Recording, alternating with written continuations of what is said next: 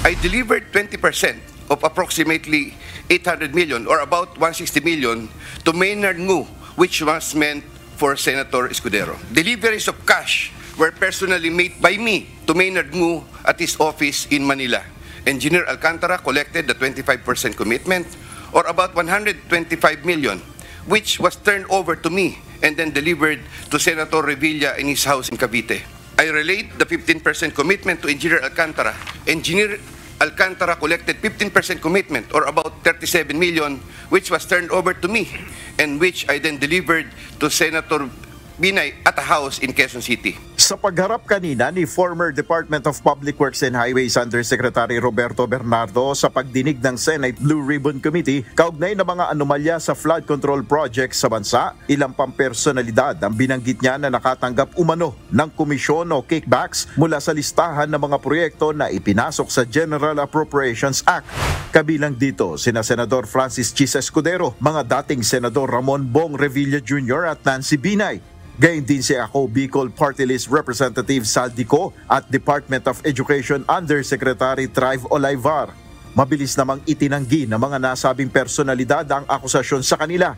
Para kay former Senate President Francis Chis Escudero, isa itong planadong hakbang upang sirain ang Senado at ilihis ang atensyon ng publiko.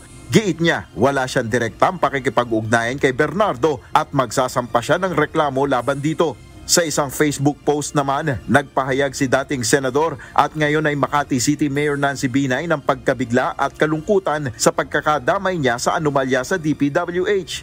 Ayon sa dating senadora, walang katotohanan ang mga paratang at naninindigan siyang malinis ang kanyang track record sa serbisyo publiko. Pinabulaanan din ni DepEd Undersecretary Trive Olaivar ang pagkakadawit sa issue at iginiit na hindi siya sangkot sa anumang irregularidad. Bukod sa pagtanggi, pansamantala umano siyang magli-leave upang bigyan daan ng investigasyon at tiniyak na makikipagtulungan siya sa anumang proseso. Si Bernardo na una ring sinampahan ng reklamo ng National Bureau of Investigation dahil sa issue ng ghost projects ay nag-apply sa Witness Protection Program at sumailalim sa pagsusuri ng Department of Justice para sa kredibilidad ng kanyang mga pahayag.